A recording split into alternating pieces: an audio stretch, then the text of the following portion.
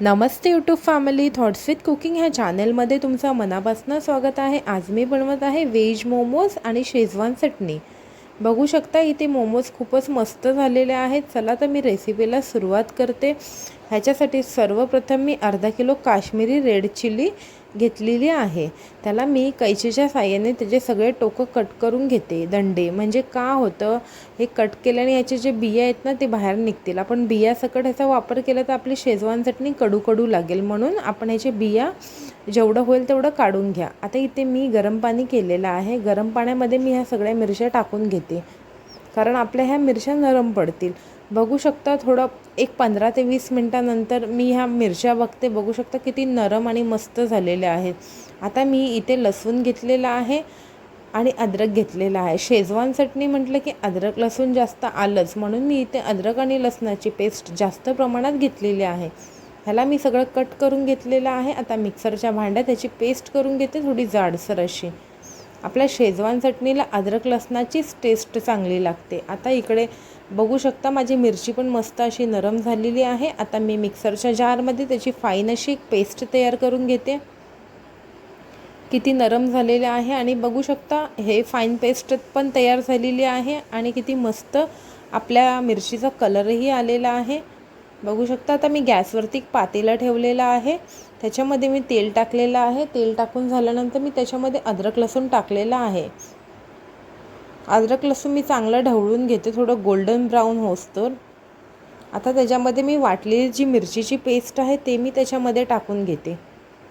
ते टाकून झाल्यानंतर आता ह्या मिरचीला आपला तिखटपणा नाही, म्हणून मी इकडे हिरवी मिरची पण वाटून घेतले, एक 10 ते 12 हिरवी मिरची पण वाटून चांगलं त्याला ढवळून घ्या। आणि मी टेस्टसाठी इथे अजिनोमोटो टाकलेला आहे, चवीनुसार मीठ टाकलेलं आहे, रेड सॉस टाकलेला आहे याच्यामध्ये, आणि ग्रीन सॉसही टाकलेला आहे, ब्लॅक सॉस पण टाकलेला आहे, आणि ह्याच्यामध्ये मी टॅमॅटो सॉस पण टाकलेला आहे। असे सगळे सॉसेस मी ह्याच्यामध्ये टाकून मी ह्याला चांगलं ढवळून घेते। मी लाल मिरची, आपली काश्मीरी लाल मिरची टाकताना मी ह्याच्यामध्ये पाण्याचा वापर कमी केलेला आहे। जर तुम्ही पाणी जास्त टाकाल तर बघू शकता हे आपलं खूप असं अंगावरती उडणार। इकडे माझं मस्त एक 20 ते 25 मिनटं मी ह्याला मस्त मंद आचेवरती शिजवलेलं आहे। याचा कलरही चेंज झालेला आहे। ह्या स्टेजवर मी याच्यावरती कॉर्नफ्लावरचं पीठ टाकते, थोडंसं पाणी टाकून मिक्स करून। ह्याच्यामध्ये ह्याची चटणीची कन्सिस्टन्सी खूपच मस्त येते। बघू शकता इथे माझी चटणी रेडी झालेली आहे, शेजवान चटणी। आता इकडे मी कोबी खिसून घेतलेला आहे, गाजर खिसून घेतलेला आहे, त्याच्यामध्ये मी मीठ टाकून घेते। मीठ टाकून मी ह्याला 15 मिनटं रेस्टसाठी ठेवते, म्हणजे ह्याच्यामधलं सगळं पाणी वेगळं निघून जाईल। आता मी ह्याला हाताने सगळं मिक्स करते आणि 15 मिनटानंतर मी ह्याला साईडला करते। तेव्हापर्यंत मी पीठ मळून घेते आपल्या मोमोजसाठी। इथे मी मैद्याचं पीठ घेतलेलं आहे, त्याच्यामध्ये मी चवीपुरतं मीठ टाकलेलं आहे। आता मी त्याच्यामध्ये तेलही टाकून घेते आणि हे सगळं पिठाचं मिश्रण मी थंड पाण्यामध्ये मळून घेते, कारण आपल्याला जो मोमोजचा म्हणजे डो आहे तो एकदम असा कडक पाहिजे, म्हणून मी ह्याला हे सगळं पीठ थंड पाण्यामध्ये मळून घेतलेलं आहे। इकडे माझं पीठ पण मळून झालेलं आहे। पिठाला पण मी 10 ते 15 मिनटं रेस्टसाठी ठेवते। पीठ मुरेपर्यंत मी माझी मोमोजची तयारी करते। आता ते मोमोजचं जे मिश्रण आहे, कोबी आणि गाजर, मी त्याला एका कपड्यामध्ये घेते आणि सगळं त्यातलं जे पाणी आहे ते पिळून काढते।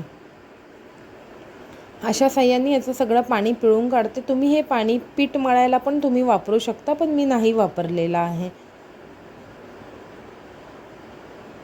हे सगळं पिळून झालेलं आहे। आता कोबी आणि गाजरमध्ये मी हिरवी मिरची, अद्रक लसणाची पेस्ट टाकते, थोडीशी चवीपुरतं थोडंसं मीठ टाकलेलं आहे। आता हे माझं मिश्रण रेडी झालेलं आहे। आता इथे मी मोमोज करायला सुरुवात करते। याच्यामध्ये मी थोडंसं अजिनोमोटोचा पण वापर केलेला आहे। मोमोज म्हटलं की अजिनोमोटोच आलं, पण ते जास्त प्रमाणात तुम्ही टाकू नका। आता इथे मी मोमोज बनवायला सुरुवात करते। इथे मी बारीक असा गोळा घेतला आहे, त्याला मस्त असं पातळ असं लाटून घेते आणि मी तुम्हाला मोमोजचा शेप करून दाखवते। अशा प्रकारेच मी सगळे मोमोज तयार केलेले आहेत।